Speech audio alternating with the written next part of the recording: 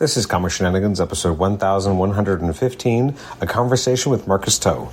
Ain't no stopping them shenanigans. No getting into shenanigans. All up in them shenanigans. Shenanigans. Shenanigans. Shenanigans. Shenanigans.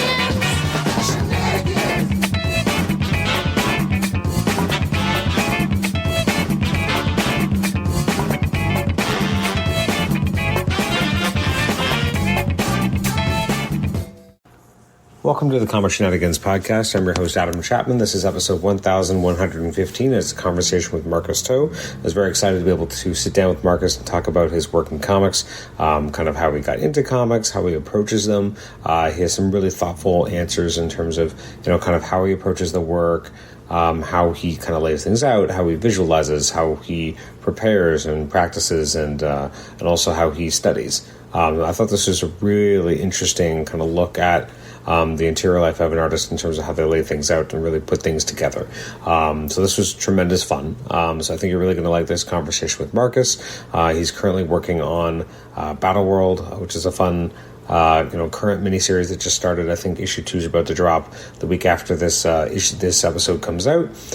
So tremendous fun. It's a really good time. So I think you're really going to like this interview, and hopefully you'll find some stuff that we talk about that you'll be like, oh, maybe I should check this out, because I mentioned a few times Red Robin as being definitely, I think the first time I remember really kind of recognizing like Marcus Toe's name. I was like, okay, hold on, like this guy's something special, and it's always been interesting to see where he's popped up in the books that he's worked on. But between the big two, he did obviously Time Waits is the big book that he did recently with Chip Zdarsky, which was phenomenal to read.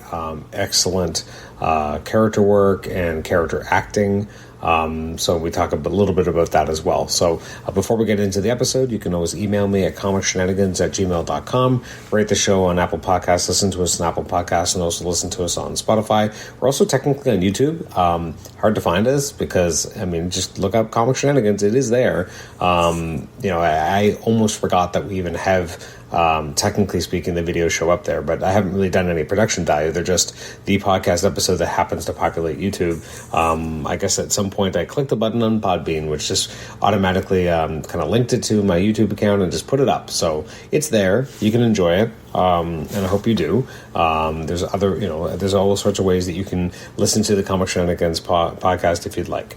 Upcoming episodes, we have Chuck Austin coming back on the show soon, which I'm really excited about. And he's going to be coming with Pat Olive. We're going to talk about a book they worked on called The Call. It was originally scheduled before. We've had some scheduling snafus, as one might say, but it's going to be good. Also, kind of in scheduling purgatory at the exact moment we're trying to work on when Ron Frenz will be coming back to the show to talk about some more Thor. So there's some really good stuff coming up in the pipeline. We also have Alex Segura coming on the show soon, so some really good stuff. So make sure you keep subscribed to the Comic Shenanigans podcast so that you don't miss any episodes. Anyways, let's jump right into the conversation with Marcus Toe. Enjoy.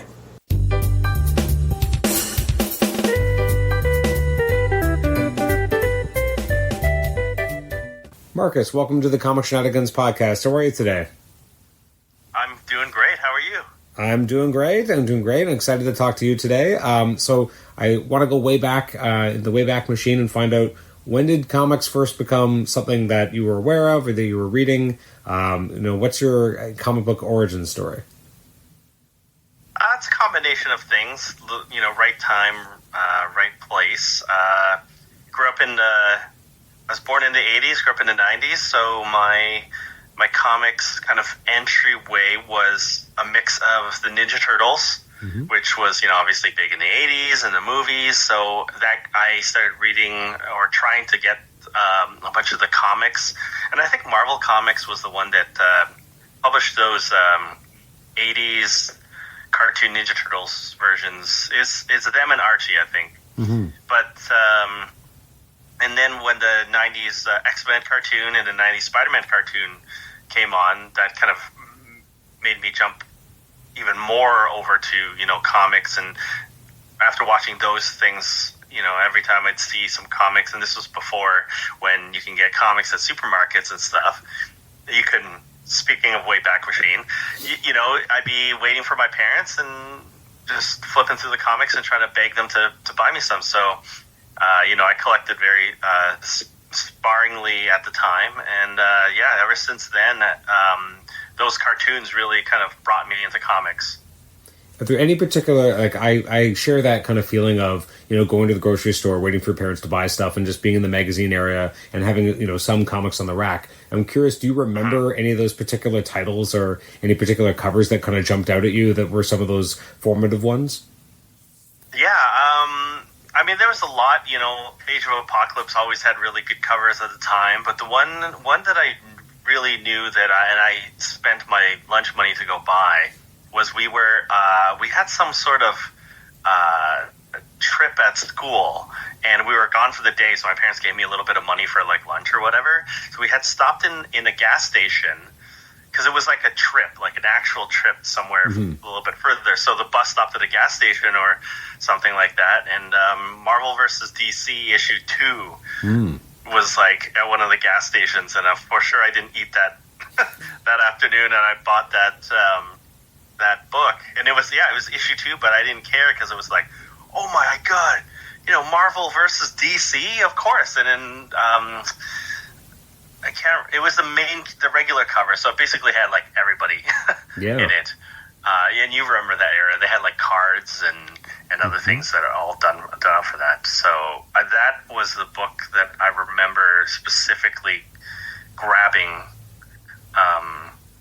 Myself, like buying it myself. I'm curious. So, at what point, like, it's interesting, right? Because you're buying things where they're available, right? When do you first see your first comic book store?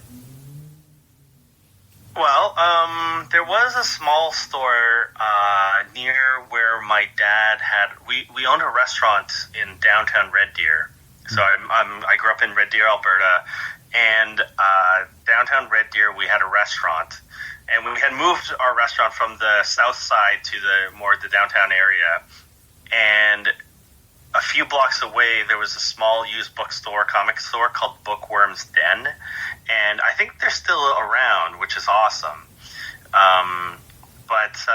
It was just kind of typical used bookstore style mixed with comic books, and I would go in and try to buy stuff as much as I could, and you could always just pick up random stuff because I couldn't afford to buy like everything. So I remember grabbing stuff like, and this was a time where Heroes Return, like that era of X-Men Onslaught, leading up to Heroes Reborn, and then Heroes Return, like all that stuff. I would picked up that Fantastic Four #1 by Jim Lee, or, Iron Man by Whilce Portacio, and, different things like that. And, that was my first comic book experience. I was really enjoyed that. Now, at what point do you, like, I would imagine from a very young age you were also drawing, so at what point do you start to, like a lot of artists, start drawing their own comics when they're young and just trying to, like, experiment. Were you doing that same thing?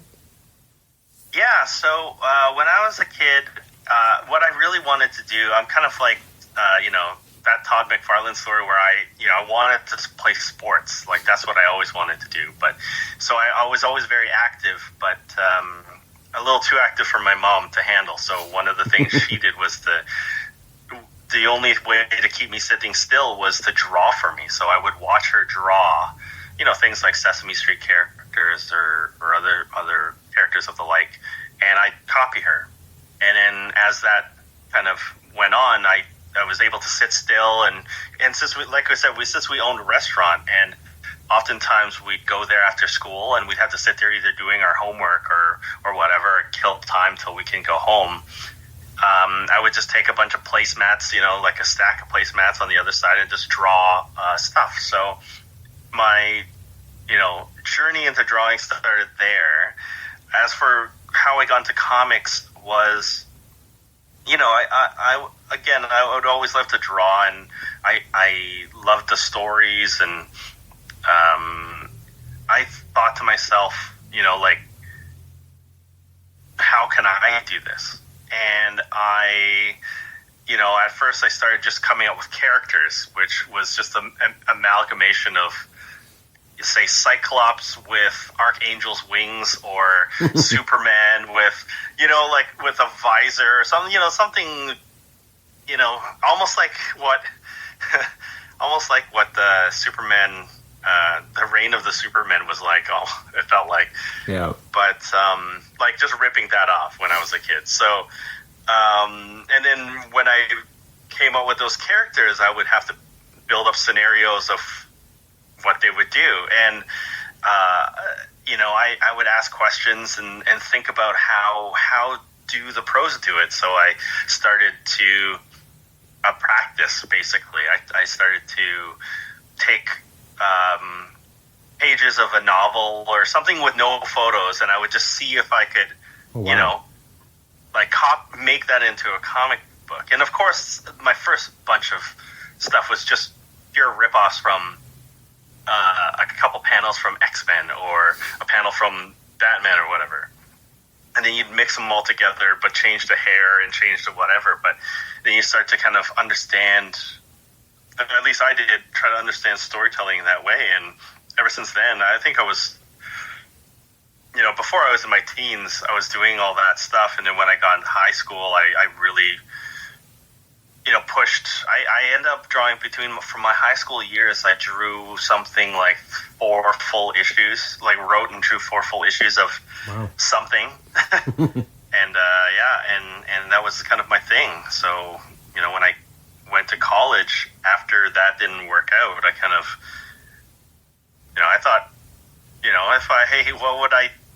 what would I do if I spent every waking moment doing and not regret it? And that ended up being comics, because I was already doing that anyway. So It's interesting because, first of all, I've never heard of anyone taking a prose and trying to learn how to lay out a comic from that. I think that's a fantastic idea, and it's interesting because these days so many more people do full script, and obviously it's not the Marvel method we heard about when we were younger. It is much more full script, and so the fact that you were kind of training yourself to do that to a degree really speaks to really being very, very forward thinking as well. I'm curious, when you're, as you said, kind of lovingly ripping people off, because that's how you learn, right? You learn by taking your influences and figuring out how to start there and then move into your own style. I'm curious about 2 things. When you started, who were your strongest artistic influences, not just, actually in 2 different ways. One is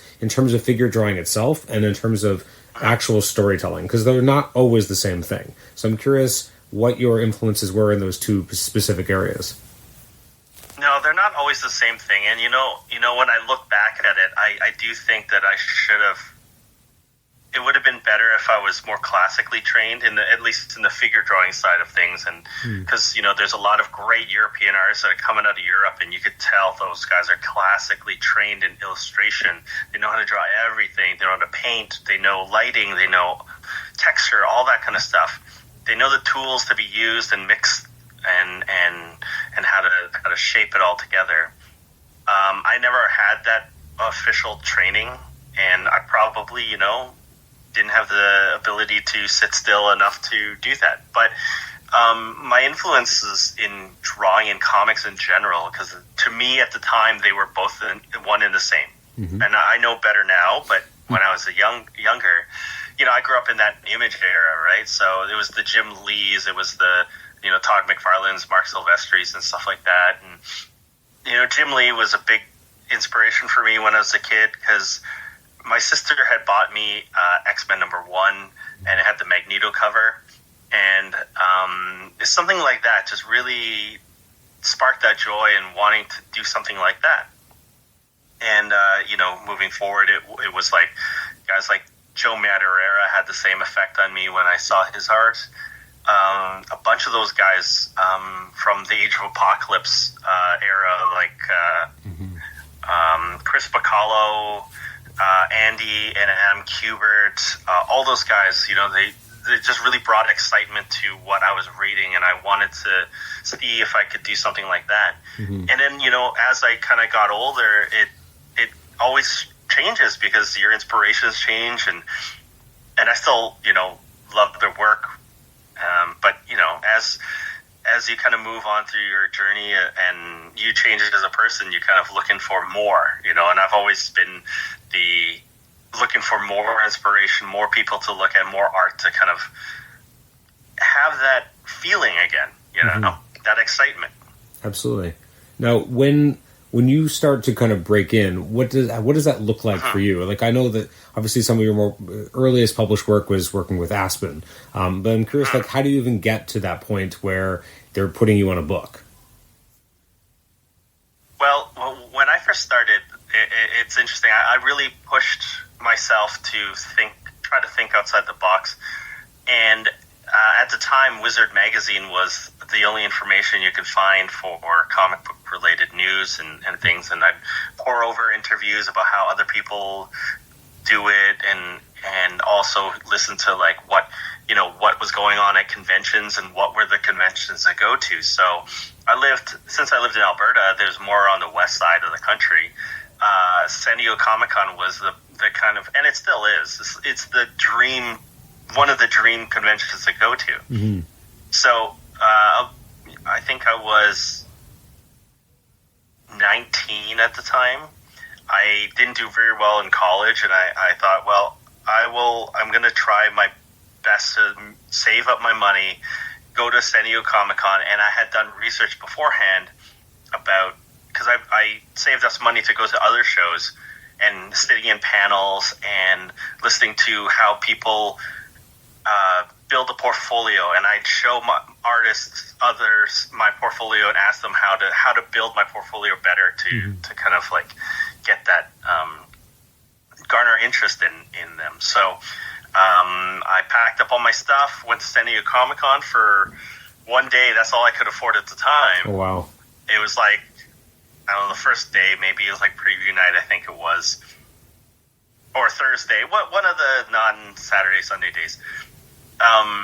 And I went and I dropped off my portfolio to Marvel, and they said, "Oh, okay, so we'll review your portfolio, and if we like you, we'll put your name on the board up there in the morning." And I was like, "Oh no, I don't have a ticket for tomorrow." So I was like, "Oh geez, I better look and see what my options are." So I ran to the box office to see if I can still get, and this is a day where you could still get like a Friday ticket, like a one-off Friday ticket. I got it. I said to myself, I'd sleep on the streets if I had to, but I'll, look for another hotel room. And I just drove around the city looking for another hotel room. And this is like 19 years old, right? Mm-hmm. So I'm going into my credit cards and stuff like that. And yeah, and then I came back the next day and my name was on the Marvel board, and I got my first review from them. It was C.B. Cebulski, actually, and this was when he was just starting out as talent scout. I think this was 2003-ish? 2002 maybe? Okay. Yeah, and so that's my kind of beginnings of it. But how I got to Aspen was that same San Diego Comic-Con, because I was like, well, I'm not just going to drop my stuff off at Marvel, right? I dropped my stuff off at DC, I dropped my stuff off at Top Cow, and I think at the time, too, like Tokyo Pop was taking submissions, and so Aspen was one of the ones that were taking submissions, and luckily, I had met a few of the guys at Aspen a couple times before at other conventions, like smaller ones, and they remember my stuff. And since they were one of the ones that I had done portfolio reviews for them at the time, they had saw that I had completed, added to my portfolio, completed new stuff every single time I showed up. So it so happens that they were looking for somebody, and then they asked me to basically come into the studio and try out, and my first, I want to say 6 months to a year almost, I was basically apprenticing under Michael Turner. So I got kind of firsthand that apprenticeship type of thing from Michael Turner and the group at Aspen. So it's not just Mike, it's Peter Steigerwald, obviously, Christina Strain, Beth Sotelo, Coy Turnbull, and Jason Gorder, like all those guys and they did everything. They kind of helped teach me kind of, how to look at things, how to look at my own work, because what people don't understand, I think, with art is how much study is involved. Like, there is practice, sure, but you need to study as well, kind of like know how to look at art and how to look at your own stuff, how to look at other people's stuff, and also train yourself to kind of take your feelings out of it, because sometimes, you're not able to see clearly if you are a little bit overtly attached with your own work, right? So I really appreciated those lessons learned at Aspen, even though I don't know if anyone remembers that I did anything at Aspen, but that's okay. I remember, so that's the important part. When you're doing your first kind of issue, like on your own, and you're working on a script, like when you're doing that script by JT Kroll, like what was that like to know that like the training wheels are off? Like this is you're doing this work and you're interpreting in this script. Like how nerve-wracking is it that first time, or are you just fueled by adrenaline? Like this is my opportunity. It's a little bit of both, but I mean, to be fair, and you wouldn't know this, like no one would unless they're there, but we didn't really we still had our training wheels on because we had weekly progress reports and meetups, so we would, as a group, including Mike and a bunch of the creators at Aspen, we'd kind of all get together once a week and look over what we were doing that week and have feedback and help and other things like that. And I was at the studio working with them in studio for a while, so that really did help make it feel like it wasn't like it didn't really feel like the training wheels were off. But to be fair, I mean, when I was that young, I think I still had an ego that believed that, like, why aren't you letting me just do it? But you do learn after, like, kind of struggling too, because, those first few years, I think, even when I drew stuff that was wrong or quote unquote wrong, like what is wrong, but things that just weren't working, I didn't even know how to notice that it was wrong, right?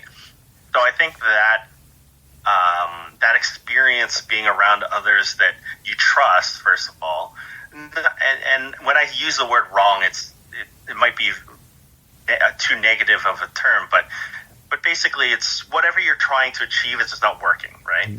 So they would try to give you pointers of how to still achieve what you're looking to do. But I think I was just too young and naive and to really see it. And as I've gotten more experience in the industry, I think when I look back at how I kind of was, and we are all young at one point, and and I think about, I still remember their lessons, and I'm like, oh, that's what they were trying to tell me. So, when we say about training wheels, like I bet you when I was there at that time, I felt like the training wheels were still on, but I understand now why, right? It's interesting because it's such an interesting way of running things in a studio where you do have, as you said, like progress reports and kind of figuring out where you're at in a different way, which reminds me a little bit of like the cross-gen experience, where we hear about that, where everyone's kind of working in and around each other, and it's so much more in one's business, which is very not like what it's usually like working in comics. Like it's not usually necessarily as collaborative. Not necessarily always the case. Obviously, with Raid Studios, I'm sure it's different. But a lot of people do work very solo, and they don't really have that communal aspect. So it sounds like a really great training ground to be able to kind of, as you said, kind of learn this stuff, and some stuff maybe not even realized until later what you're actually learning. Yeah, I'd say, it depends on the person because, I think there's something, a lot of comic book artists are, I don't want to get too like negative to it, but there is a lot of egos kind of involved in what we do, and that's just the reality of it, and I think it's difficult for some people to kind of let all that stuff go and be a part of something or have someone look at your work and be like, that's just not good enough. And I'm not saying what's better or what's worse, but for myself, I realized that I did need that. I think I learn faster. I get through problems quicker than if I was by myself. And I think that helps a lot because, drawing comics is very labor intensive and it's very difficult. And sometimes the difficult part isn't even the drawing of it. Sometimes, often the case, it's even just the how to approach a problem. Because I feel like us illustrators and comics specifically, we are problem solvers. The problem is the script, because they'll throw in something like, I was just talking to a friend of mine about a flash cover he's working on, and he's just like, well, what do you want me to draw for this flash cover? He's like, well, it's Bart Allen and Barry running through time, whatever that means to you. And you're like, how do I draw time? Right? Like, that's the problem. So you have to find a visually interesting way of evoking that emotion. So oftentimes when I realize, both working, because I worked for years alone as well after Aspen, before I joined Raid,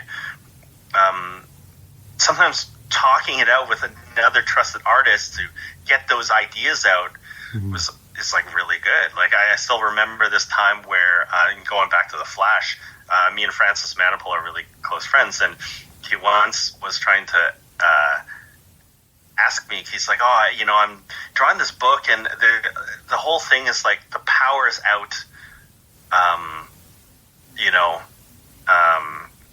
in Central City, and I don't know exactly how to get from point A to point B. I was like, well, Barry works in a police force. They probably have, like, some police forces have horses, right? Why don't you just have, if you're okay with drawing horses, it'd be cool for them to just roll out with a bunch of horses. And he's just like, oh my God, I never thought about that. Sometimes it's better to be around other people so you can bounce ideas off of, and you're all tackling a problem. So I felt that I learned that at an early age, and then that really helped me kind of like move forward with, I think, my work as a whole. So I'm a strong proponent of putting myself in that position where I'm around other people and trying to take in as much as I can. I'm curious, so over the course of your career, which it is kind of crazy that you started so young, right? Like, as you said, kind of, some people, come to it after college, didn't have that part or as much of that part, so you come to it a lot younger. So you've already been working in the industry 20 years, but you're also very young still. So, I like to say that because we're the same age, so I like to feel that I'm younger, even though I know that I don't feel that way anymore. But I'm curious, how during that span, how much or how varied has your collaboration been with the writers that you've worked with? Like, you hear about people like Tom DeFalco and Ron Friends, who are like, they ping things off each other. There's a lot of collaboration. They've done so much together. So there's a kind of a learned shorthand, and they kind of know how far they can push the other person. Obviously, you've worked with a lot of different creators over the years. Has there been any specific collaboration that allowed you to be more connected with that writer and actually come up with more collaboratively? It's interesting. Obviously, like I said, every creative endeavor is different from the next, and every creative is a different person, and I think you have to kind of approach them differently often, and I think this is why oftentimes I find that, and this might not be a great thing to say, but whenever the issue one to me personally is always the worst one, because I'm still trying to figure out their shorthand and what exactly they want, and by issue 2 or 3 I'm like, okay, I think I got it, and then it's a little bit easier from that. And in my opinion, the book starts to look better by issue 3, because you just get in a groove with understanding what the other the writer or the colorist or what we expect, what we're looking to do, and what the story's about. So but each time in my life is needed different things. Like, for example, I think my first Marvel and DC work was Red Robin with Chris Yost, and then after Fabian Nicieza. And Chris was awesome as a person to start off with, because he was just like, do whatever you're going to do. Like, I trust you. We're just going at it like hot and fast. So that was like, and my editor, Mike Martz, was part of that, because he really trusted me to just do what I naturally want to do. And then when we moved to Fabian, and Mike also at the time was moved off of the book, and we had some new editors come in, that was another kind of, even though it was the same book, was a little bit of a different dynamic. And Fabian, he is such a veteran in the industry, but what I love about working with Fabian was that he was so direct, but very kind in his own way. It's like, I'm telling you what to do, right? So it's like clear instructions. So it was very easy to work off his script, because they were clear. I knew exactly from his scripts what to expect, and it was easy to translate into art, because Fabian has worked in the industry for so long. He knows how to work with other artists. His scripts were so clear and direct that I knew what to do. It didn't take me that long to lay out the pages. But he also had a lot of very supportive, way of doing things. On the flip side, and I'm not going to name names on this one writer, there was another writer for another book and another time who, it was a little bit more negative. He kind of said that I don't really like your work, but I'll give you good stuff to draw. And I'm like, well, I know what to expect at that point. It's just like, okay, you know what? I'm just going to go quietly and just do the work and just forget we ever spoke. And then there's also, say, for example, as I kind of became a little bit more of a veteran, and I got a chance to work with Jackson Lansing and Colin Kelly. I was basically on their book for their first time doing kind of more mainstream comic books. And they have been writers for other things in the past, but this was kind of our first foray into like long format, kind of like a graphic novel style stuff. And I all of a sudden became the more veteran voice, but which is, again, like it's funny how things change really fast. But we got along so well that when I was offered to try to do my own creator-owned, I asked Jackson and Colin if they wanted to do it with me. And most of our kind of collaborative efforts of coming up with ideas and looks and styles were just sitting at a bar drinking beer and just talking about it. And it flowed so easily.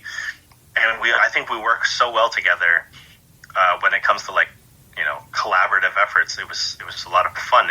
And so like each person, each creative team, it's all different. And I think personally you do have to like treat it as such, because maybe this is me, but I'm not the type to really just push my ideas without a proper collaboration. I'll try to be aggressive in my own way to really push what I think is right, but I also believe that, we're a team, so I always try to operate that way whenever approaching a project. I'm going to ask you some specific questions about some of these collaborations, but I think before I get into that, this is a fun question. Hopefully you find it fun. When you are doing conventions, what do you think is usually the most common thing that you're asked to sign? Well, I've been very lucky to have a few. The most common is usually Red Robin stuff, which is great. The only problem with that is that they haven't been reprinted in a long time, so it has dwindled over the past bunch of years, but I do still hear a lot of people want it, and they do find it difficult to find. So hopefully DC reprints it. With Red Robin, no, it's okay. Did that feel like your bigger coming out party? Like, you'd already been in the industry for a few years by that point. Like, you weren't new, but it did feel like to some people that might have been like the first time they recognized your name. Did it feel that way at the time?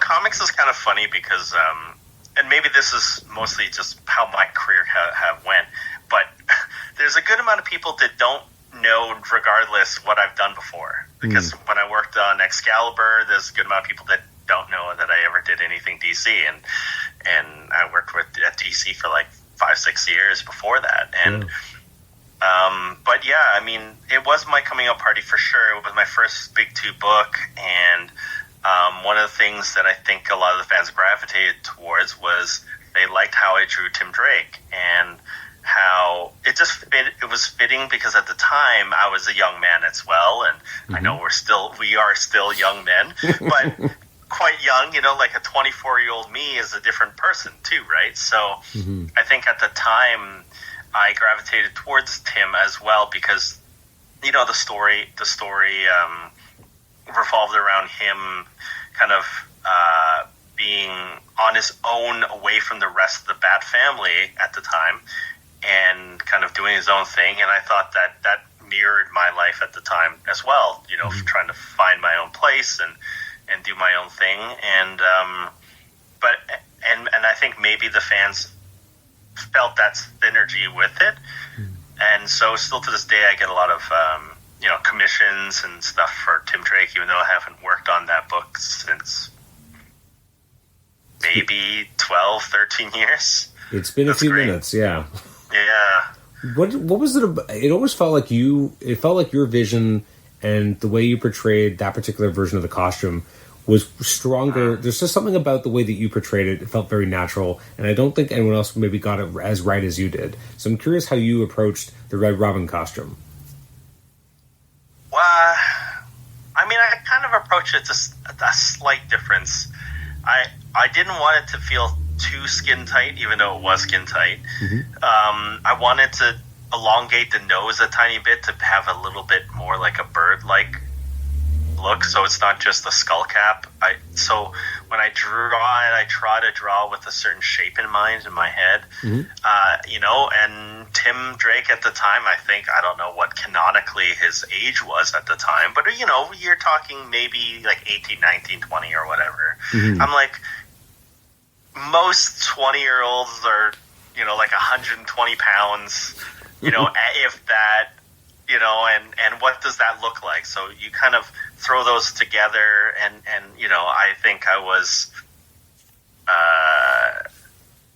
heavily influenced at the time with like anime and other things like that, and I knew that certain characters that had a certain kind of handsome look would get interest. And again, he was a young man. I tried to draw him like a young man. And I think all those factors went together to, luckily, to put together something that people seem to like. I do find it interesting because I think it was, I want to say, almost when by the time, pretty close to like issues like 20 or 18 or 19 or whatever, laid onto the series that I even realized that people liked it. Because again, this was pre-Twitter and pre-whatever. I didn't know. I didn't know anyone even cared at the time. I didn't know until somehow on Tumblr, I had a fan at a convention ask me to draw something Tim Drake related, basically, and it just blew up on Tumblr, and I had realized that, oh wow, people really seem to gravitate towards this. Yeah. When you're working on that title, like especially up until that point, that was your kind of longest ongoing run, and in this day and age, we take it, we don't take it for granted now, but maybe at the time we did. It was most like you didn't really have any fill-ins. I think you did like at least 6 to 21 before there was like one break. Like that's these days. And I fought them. That I was like, I could do this. I could do all of it, and they were like, no, we have to schedule you a fill-in, and I was not pleased with that decision either. But like these days, like that was very uncommon. Yeah, that has always been my goal. And I was really lucky to get it because that was by accident, kind of, because what happened, how I got into the book in the first place, and I don't know what happened with the previous artist, and but I was working at Aspen first still at this time, and Mike Turner had passed away. And because Mike Turner had passed away, it really put a lot of kind of stress on the company and everything that went around. So Aspen was unable to pay me for a bunch of the work that I did, which I totally understood. I even told them, like, it's okay, like, take your time. And they eventually paid me, which is fantastic, but I didn't understand the situation they were in, right? And so I was looking for work, and I had met a few of the editors at the DC in the past. And so Mike Martz, who is the editor of the Batman line at the time, he was actually working for Marvel when I met him in San Diego all those years before, but I had kept in contact with him because he seemed friendly, and we were talking about sports, and you just kind of get along with somebody, right? Yeah. So I asked him, do you mind if I send you some samples? I'm looking for work. He's like, yeah, of course.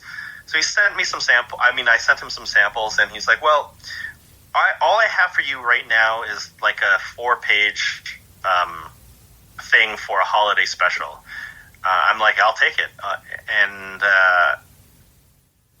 I was like, well, what's my deadline? He's like, well, we don't really have one right now. We just have it done for me, like, in, I don't know, 2 months or whatever. Like, 4 pages in 2 months, I need to eat still. So I was like, okay, I'm pretty certain I can do this in 2 weeks. And this is if you look at it now, like, the pages are terrible. I should have taken more time. But at the time, I didn't know any better, and I just thought. But it actually worked out because I did the pages. I can't even remember how long it took me, but he saw those pages, and he's like, we were really impressed with your speed on these pages. We have a book that really needs an artist to kind of catch up on stuff. And it's called Red Robin. Would you want it? And I was like, yes. I jumped right on it, and it was issue 6. And so I kind of progressively just did the whole series after that. And but it was always my goal to try to be on a long running book, because growing up, I always believed that that's how you gain, not just a fan for your art, but a fan for the book. So if you're going to have the book successful, it's better to have, the creative team on it for the larger part of it, if not all of it, if you can. Absolutely. It's interesting because that, Marvel definitely, like, I remember in the mid-2000s, and I didn't appreciate it as a fan, I just wanted the book, right? So I remember, like, Ultimates is probably the poster child for that in that era, because you'd be, like, salivating, loving these pages by Brian Hitch, and then you just wouldn't get an issue for it felt like forever. I'm obviously overblowing it, but and it's interesting that at the time, DC felt like it was more likely to just put fill-ins on. Like, you have Infinite Crisis is a good example, where you had kind of a change up behind the scenes because they wanted to hit when they wanted the book to come out. Whereas you look at Marvel and they had like Civil War, and you just have delays. And I'm not sure which one's better. I guess when you look at it 10 years later, it's nice to have a consistent artist all the way through. But at the time, like, they were, from a reader's perspective, it was torture. So it's interesting. It makes sense that you're kind of coming into it being like, no, I'm going to be the guy. Like, if I'm going to do this, I'm going to be the guy who does that. And again, the fact that you're also, not just pushing your brand, but also the fact that the book can be consistent, which again, it's unfortunate in this day and age. We don't see that as much anymore, but it's hard. The monthly grind is really, really hard. And so how did you keep yourself high energy and able to be consistent? Was it just because you were like, no, I'm going to be the guy who doesn't miss? Or like, what was it that really drove you?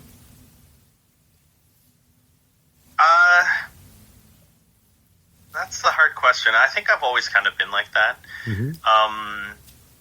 It's probably a combination of a lot of things. My family is a hardworking family.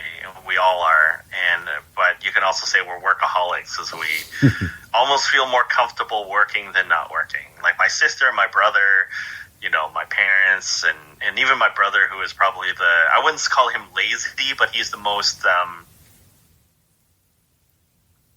he like emotionally is unavailable to make that effort. But when he wants to do it, and when he believes in doing it, he's going to do it, and he's going to do it till until it's done. So we are. I've always kind of grown up that way, but I think it's also part of it is because I do love drawing. I'm one of those kind of artists that never really believes he's good enough, but I do believe that the more I do it, the better I will become. So why not do as much as I can to get better faster? And so I've always kind of thought about that way, where I'm constantly learning as much as I can. I'm hungry to do more, which I kind of hit a wall this past couple of years where, again, we're not as young as we once were, and sitting at a desk for 20 hours a day or whatever, I mean, I'm obviously exaggerating, but sitting at a desk for that long is hard on the body and hard on the relationships as well. For sure. Now, I'm curious, like you mentioned earlier, that you're working on Excalibur. I'm curious, we hear a lot about that Krakoa era, about the Krakoa Slack that all the writers were on, and this exchange of ideas that it felt more like a collective than the X books maybe had historically felt like. Did you feel that kind of love from an artistic perspective? Like, were the other artists talking with each other, or were you also on this Krakoa Slack? Like, I'm curious what the sense of community was, because it was such a unique time for the X books that is so different from both before and after. Yeah. So, I was on the Slack, but to be fair, I didn't involve myself at all. I couldn't look at those messages because I was like, this is confusing. I can't involve myself. So I basically took myself out of it because it's like, this is too much for me. You guys are nuts. You guys are, because it was awesome to kind of see it happen, but I was like, you know what? Just give me the stuff to draw. I don't know what what everyone's talking about. But yeah, it was really tight knit. It was great. But it was tricky too because that just happened to fall into COVID as well. Yeah, of course. And you as well as I know, we were lockdown was pretty tight in Toronto, which was not the worst for me, personally, because I just got to play video games and spend time with my wife, and that was nice. We were doing stuff. We were doing a lot of couple things that we didn't have time to do. So that time was interesting. I felt distant, but I felt close because, you saw the messages and things like that. And I wasn't, there was no conventions happening. It was a weird time. But when it first started out, I think it was New York Comic Con 2019, and we all got together, and I've never seen stuff like that before, where it's you got to meet a bunch of people that you only knew their names of, and we were all part of a team, and it felt really good. That's great. It's always felt like Jordan really shepherded something really special during that period. Yeah, and I think he picked the team as a whole. I think Jordan did a great job picking, and including the assistant editors and everyone that kind of were involved, because I've been a part of some other kind of large relaunches, and it was not I didn't think it was as well managed, in the sense that the information was harder to come by. But with the Krakoa era, any questions you had, any reference you had, it was there, it was ready. The answers were there for you. You didn't have to wait for it. And it made working a lot easier, that's for sure. So what is it like to work on an X book after that period? Because obviously you do work on X-Force during From the Ashes, and so now you have a new editor. It is very different. Just because, again, the editor, and you have someone who's never edited X-Men before, and he's coming on to a whole family of titles. And Tom has always been probably one of the most open people in terms of editing process. I mean, unfortunately, his newsletter's over, and I'm really lamenting that. Every Sunday, I'm like, where is it? Why am I not being able to read more misses from Tom? So we have this whole different kind of ethos coming in. So what was it like to work on a book in a drastically different era? Yeah, I mean, certainly it was different. And I don't think in any good or bad way, it still is a job, and if the job is done and we are taken care of and have all the information we need, like I do really appreciate the Marvel offices. They're pretty well oiled machine, in my opinion.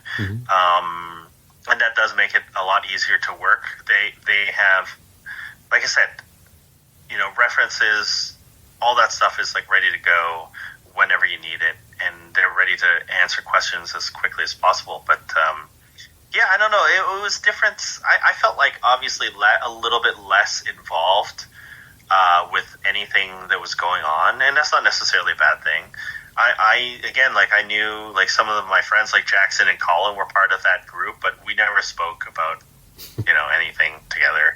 I think a lot of the books were less intertwined in the Krakoa era, so I think part of it was like you got to kind of, and I don't know how Jeffrey felt about this, but I would think as a writer maybe you feel like less like you need to be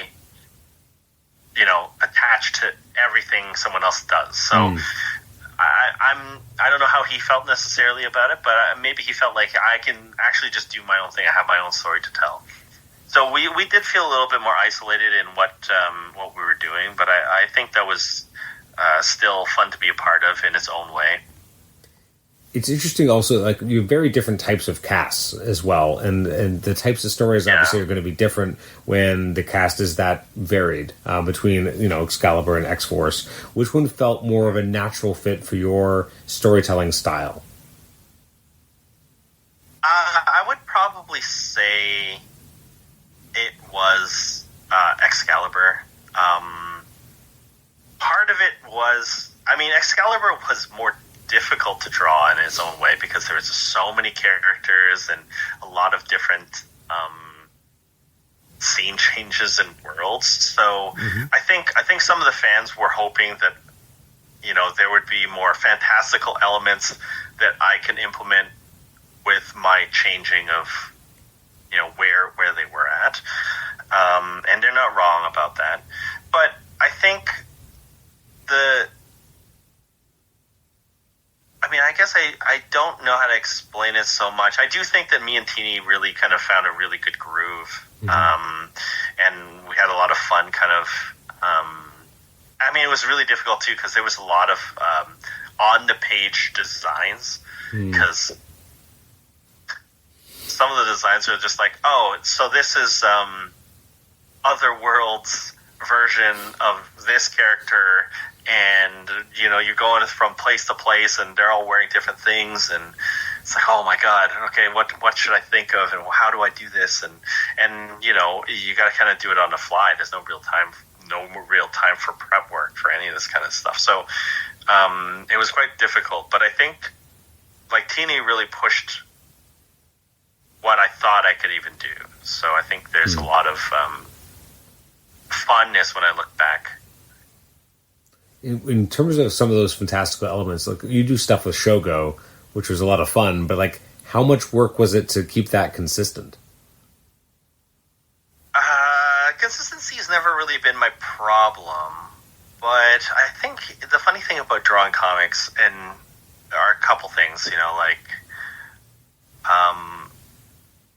scale is always kind of different sometimes. Like if something is so much more large than another, how to fit a large object and a very small object together in one scene is difficult to know, right? So you have to use different kind of storytelling techniques to combine those things to make it make sense. And then you have word balloons involved too, so you gotta find physical space on a page to like show it. So it's sometimes it's not actual things, and this is where Eric Arciniega, who was the colorist, really helped do. It's a lot of it is about, in my opinion at least, is about feels and moods and vibes, right? And so there's not always a physical element that can make you, or a style that can make you kind of like feel that way. And I'm not that type of artist that has multiple styles. I know some people have that ability to do so. So I did lean heavily onto the colorists, and Eric has been phenomenal. Ever since we worked on Excalibur, I try to get him on as many things that I'm working on as well. And with his colors, it did help bridge the gap into making it feel a little bit different. So, I really, appreciate what he did on the book. Mm-hmm. I can't let you go without talking about Time Waits. I'm curious, what led to the collaboration with Chip? And because it felt like you unlocked almost like a new emotional level in your storytelling here. Like, we know you can do a lot of things, but this felt like it even hit more emotionally, if that makes sense. So I'm very curious what it was like working on this with Chip and was it David Brothers, and what led to this collaboration?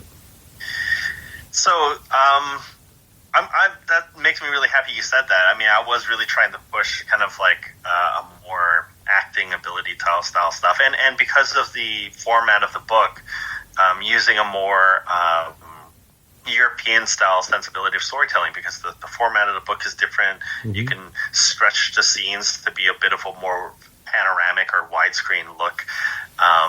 So there's more, and it's funny because I was actually working on X-Force at the same time, and jumping back and forth, you do realize a little bit more, and everything is difficult or not difficult. But for example, with Time Waits, since the format is different, you kind of have to draw through. And what I mean that by is that sometimes with typical comic books, because they're a smaller scale and that word balloons are going to be placed certain places, you can hide fewer backgrounds or have fewer backgrounds because word balloons are going to be there anyway. Mm-hmm. With this larger format, it's very empty if you leave it empty. So you're thinking about things and thinking about how to compose a scene a little bit different than you would with the format in American comic books. But how it really started, Chip Zdarsky and I have been friends for a long time. In fact, my wife has been friends with him before we even knew each other. So, and also with Raid Studios, Chip was also a founding member of Raid Studios before I even joined. So, mm-hmm.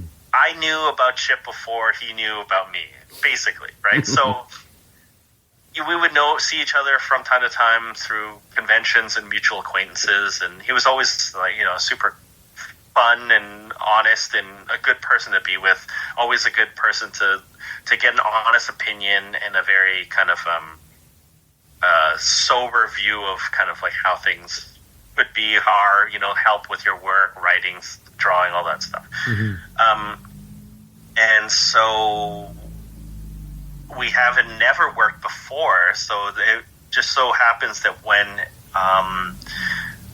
Chip and David were coming up with the idea, and David Brothers, I didn't know him personally at the time, but he wrote a foreword in one of my books called Cyborg 009 that I worked on for IKEA. It was like an essay about Ishinomori, and so we kind of, in a way, collaborated before, and he knew my work, and so they had discussed who they wanted, and my name came up, and then so they pitched the idea to me, and I thought that it was something that I really could try something different, than I typically have done.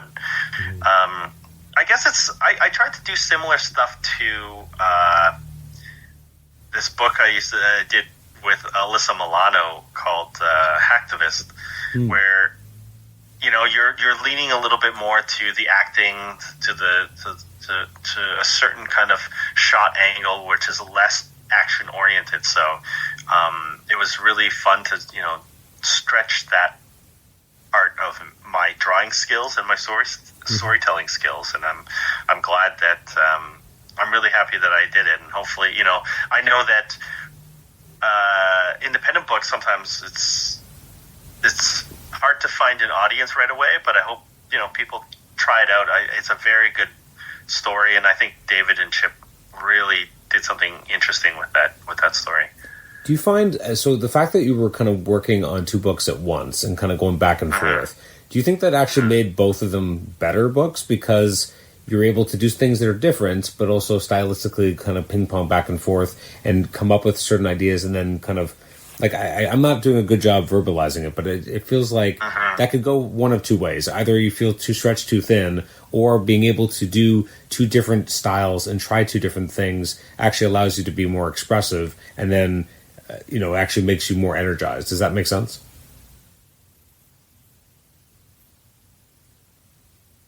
Did I lose you there? Yeah, just for like a few seconds. Okay. That's okay. Yeah, so it was all of that and probably more. I mean, like, I felt pretty overwhelmed at times, but I also felt that I did feel very comfortable with how both schedules worked, that I could do it. It was a lot of work, but I mean, I'm not scared of a lot of work. I think a lot of it was, I don't know if it was easier or not easier because of that, but it was an interesting challenge. I do like to challenge myself to see if, like, what I can kind of do and how I can stretch it. Mm-hmm. And it was a good challenge to work on that. And it what it really was it stretched my kind of ability to manage my time, and not pun not intended, but.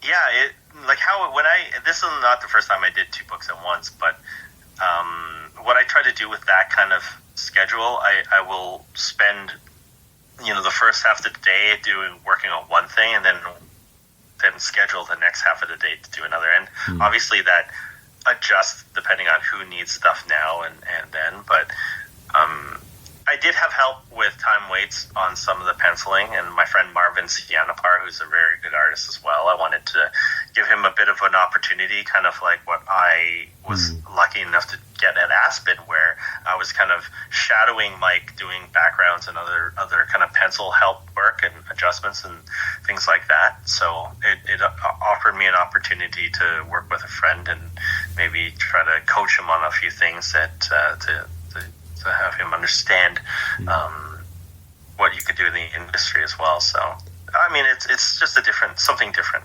Once you've done 2 books at the same time, does it feel too, not easy, but like weird to only be working on one thing at a time, or to be able to focus more fully? Like, after ping-ponging and, kind of having 2 of these plates in the air, does it make it easier to just be doing one, or do you feel restless because you're not also kind of stimulating the other part of your brain? It's funny. I sometimes joke with a few friends of mine that are in the industry, where we talk about, quietly, like, we'd make sure the editor doesn't notice, but we're like, do you think if we got more time, we'd actually use it, or would we just still waste the time at the beginning and then, kind of like last minute do things? And sometimes that does happen because obviously, people are people. We have lives. We have things you have to do. Mm-hmm. And even before I start up heavy projects like that, I have to run it by my wife to be like, look, money's going to be good this year, but we can't be doing like, yeah, I will be occupied otherwise. So a lot of it is discussing that. And I think part of it too is sometimes I just really want to do both things. You're just kind of, I'm gluttonous artist that I'm like, well, I want to do both of them. Why can't I do both of them? Because I want to, right? I want to be a part of both projects. And that's again, like, I love drawing, so it's never been a thing about me not sitting down and drawing. But now, so I'm working on just one book, and I pulled back a lot this year because of just probably overworked from last year of doing stuff. A lot of it is just kind of taking my time doing, like, now it's kind of like, well, what more skills can I add to my arsenal? Mm-hmm. And trying different things. So when you're working on one book, then you can maybe focus on some of the things that you need to work on, like figure drawing or lighting or whatever the case might be. Trying different techniques. While if you're working on 2 books a month, you're working on just pure, I'm going on instinct. And that's not a bad thing either. You kind of have to have both, and a marriage of the two is always good. Mm-hmm. But but sometimes an artist can overthink things. Like artist, writer, sometimes we can really overthink ourselves, and you can also get in a rut that way too. So I think you just have to be aware of how you feel and how to approach it. It's interesting because, like, one of the books I guess you're working on right now is Battle World, which feels like, yes, it's one book, but the amount of characters involved and the variety of those characters and integrating them into a pretty packed script, that's not exactly like an easy one. No, you're right. It isn't. And you know, Christos Gage, to me, Christos and Fabian are similar. Like, they're such pros. Like, when I read their script, I'm like, I understand it immediately. The only problem with the Battle World is, of course, like, a laundry list of, like, and a lot of them are characters, and Christos is not pushing characters on me, but he's giving me, it's like, hey, this is what I'm thinking. I want these characters from this line and this character from this line, and I'm like, I don't know who they are, so I'm trying to do research, and he even gives me links to read up on stuff if I want to, like how their powers work or this and that, because, you know, visually too, you kind of have to, like, and I hope I did a good enough job that people can, like, spot the effort I made in it, but you know, you have to kind of understand, even as an artist, it does help to understand a little bit of kind of like who these people are and what they're doing. So when they're doing their powers or whatever, you're not making mistakes about what that power signature looks like. Or, but you know, with like, it's funny how much I was like looking at you know, cross-gen characters or new universe characters. I'm like, how do their powers look physically? Because if they're all shooting beams at each other, like, you have to make them distinct in their own way. And you know, you're doing a lot of research and a lot of, like, pouring through references, and so that stuff always takes time as well. And I think with Battle World, I was trying to work on kind of utilizing old shapes to push depth a little bit more. And again, like, most people probably won't notice it because I'm still trying to figure it out. But that was one, because with bolder shapes, like, I wouldn't say simpler shapes, but with so many characters and so many times when you need to kind of layer people, there are techniques and tricks you could use to give that view of depth, and hopefully I've achieved some of that. And with certain scenes with, say, like, you know, obviously Hank Pym is in it. When he's Giant Man, like, if he's talking to someone, it's usually, like, really tiny. So you gotta, like, find ways to kind of, like, you know, push and pull the camera, and those are the things that I was working on. So I would try to look at other stuff that has done the same. Like, I was trying to, I'm a big fan of Carlos Pacheco, and when he did things like Avengers Forever, and I even have it here, JLA versus JSA, you know, I'd look over and see how he manages to place a bunch of characters, and I'm not saying, you know, just trying to understand how someone else would approach, you know, having these characters kind of show up all in different in ways, and to just still have them have screen time. You mentioned cross-gen. I mean, I think when people who are of that certain age who, you know, were there from when cross-gen started, I was one of them. I remember getting that first issue when it launched, and I'm like, oh my god, this is a whole world I can experience. I would have been, gosh, I don't even remember what year it started, but I was, you know, late teens, early 20s, and I got to be there at the ground floor of this world, and then it kind of went away. And the fact that Marvel has sat on it for a long time and hasn't really done anything with it. We finally got some omnibuses in the last couple of years, and now I remember seeing Giselle's silhouette. I'm like, oh my god, like, I just never thought I would ever see that character integrate with Marvel characters, because they were just not designed that way. So when you're doing deep reference like that, like on characters that most people, to be honest, probably don't know. What is it like to try and, like, you're trying to obviously honor the original, as you said, kind of energy effects and that kind of stuff, and but also making it not necessarily that it wasn't modern before, but you're making it modern for the world that it's going to inhabit now. Is that a difficult line to tread? I think it's difficult most partly just because it takes time to research. You know, when you just kind of, and it's not even that I have to read every book that has been done. You just kind of, luckily, you know, we have the internet now, and you can read a synopsis of most things. You know, kind of Giselle's a good example, and I was just reading up on kind of her history and what her story was and things like that. But even characters that I did know, but I'm like, I forgot. You know, how do you retain all that information? Like, even with characters you do know, like, you know, first appearance Spider-Man and this is the version of it.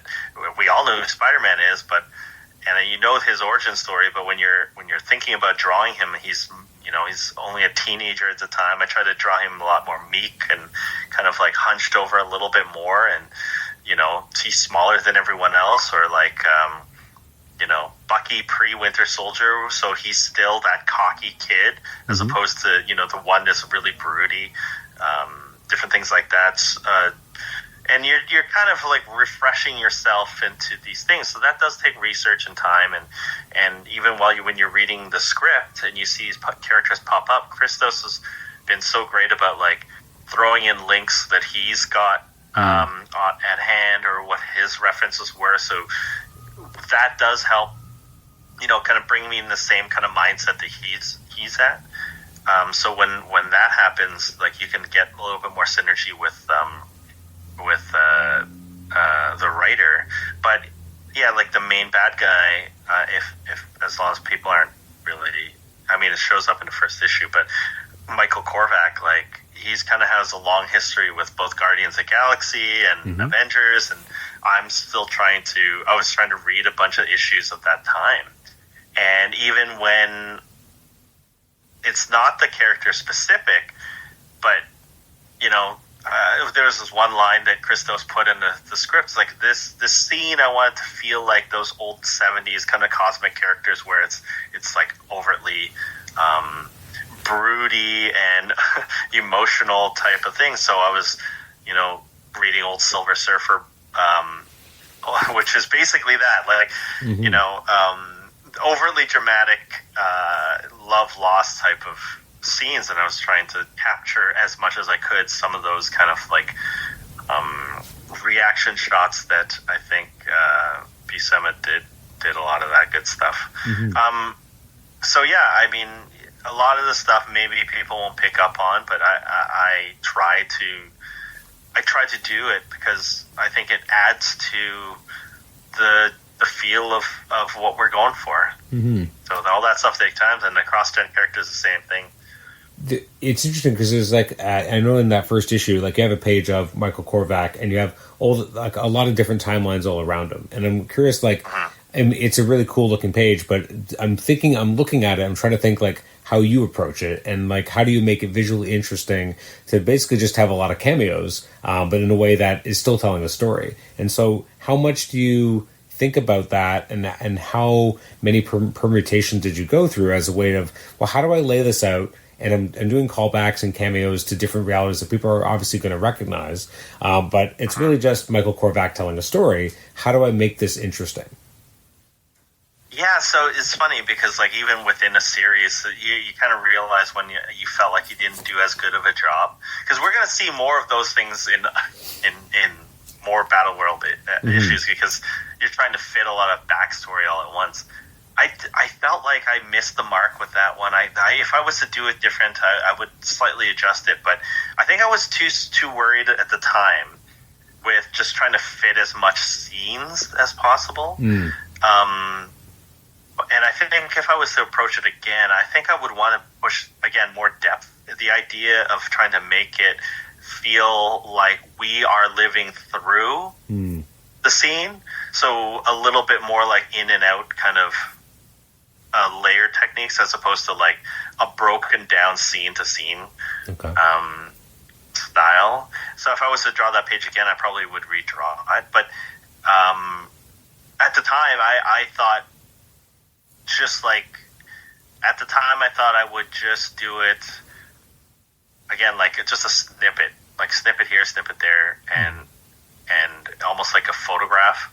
So everyone's posed Does that right? Like I ended up having everyone posed as opposed to kind of like, and then later on I felt like, and I'm drawing issue 5 now, and we have a few of those. I kind of went with a different approach where I wanted to feel like we are going through and I still may not have achieved what I want to, but that's the goal. That's you go in there with a plan, and then you try to execute as much as possible, and that's how I try to approach a lot of these things. Like, I have a plan. What do I want the reader to feel? If I can achieve that, then I've succeeded. And sometimes you don't achieve it. Sometimes you're like, that didn't work as well as I thought it might. It's interesting. And that's one of those pages. It's interesting, the idea, and you've mentioned it a couple times, with the idea of like that first issue being difficult because you don't really know what it could be yet, especially if you're working with a collaborator that you haven't worked with yet, so you're kind of figuring each other out. You have an idea of what it's going to look like, and it makes me think of, when people have either a pilot of a television show or just season 1, and it's like the writers haven't quite figured out what the actors can do yet, and they don't really know who the characters are yet, and everyone's just kind of figuring it out together. And it feels like that's what your first issues. I'm not saying that I feel that way as a reader. I still enjoy it, but I can understand what your perspective is on, how do these pieces start to fit when you're developing it. So it sounds like by the time you get to issue 5, you're like, well, I could do more of this. I know what I'm doing. So I'm curious. I'll let you go in a moment because I've kept you way past what I promised. But it's all good. When the series is over, I'd love to have you come back to talk about it, because there's so much to unpack in the visuals and in the art and the choices that are made. And so I think some of it will be easier once we have a full 5 issues. It is 5, right? Yep. Okay. So once we have a full 5 issues, if you're up for it, I would love to have you back to kind of break it down a bit, because there's so much packed in, and obviously a lot of that's in the script by Christos, but also all the things he's making you do. He's really running you through your paces. But I think it's a book like this that is so interesting to see how an artist portrays it, because this is not an easy one. Like, this is so many different characters, so many different styles. As we said, like, Giselle, on the face of it, doesn't really belong in a Marvel book with a Marvel character. So I'm curious to see what that looks like visually. So, I'm going to let you get back to your evening. But, Marcus, thank you so much for taking the time to join Comic Shenanigans to talk about your career and to talk about your current work, and would love to have you back. Well, thank you for having me. I'd love to come back. Excellent. Okay, well, again, thank you so much. You've been more than kind and more than gracious with your time. Go enjoy your evening, and thanks again. Thanks, you as well.